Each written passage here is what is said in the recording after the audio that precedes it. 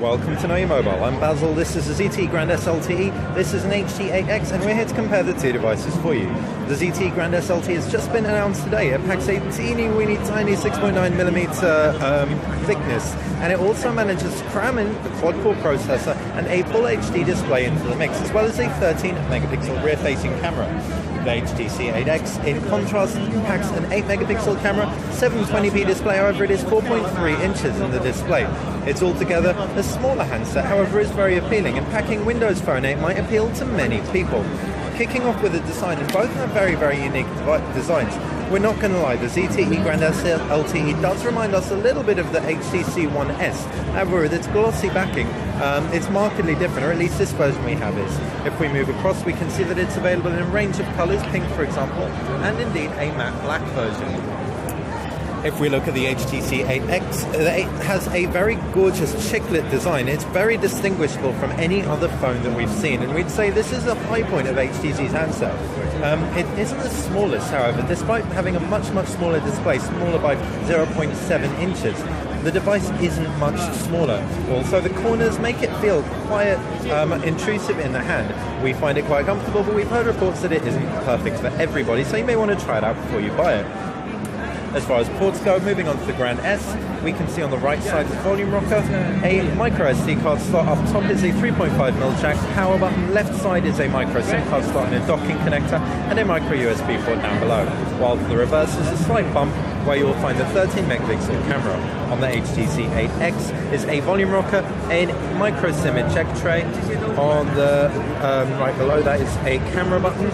Left side is no buttons whatsoever, while up top is a 3.5mm headphone jack and a power button.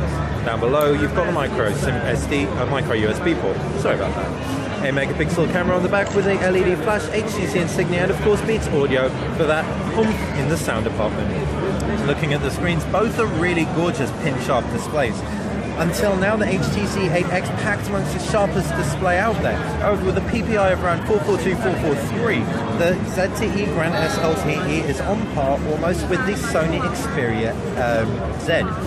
This, with its full HD resolution, is hugely, hugely impressive and certainly appeals to us, in contrast to the HTC 8X, which is a little bit lackluster when side by side, especially in terms of clarity. If you're looking at the actual specs inside the devices, you can expect a dual-core processor, that's a Snapdragon S4 Plus inside the HTC 8X. In the ZTE Grand S is a quad-core Qualcomm Snapdragon S4 Pro. That said, Windows Phone 8 is not particularly processor intensive, so we doubt you'll find any slowdown in this operating system, unlike Android, which is generally a memory hog.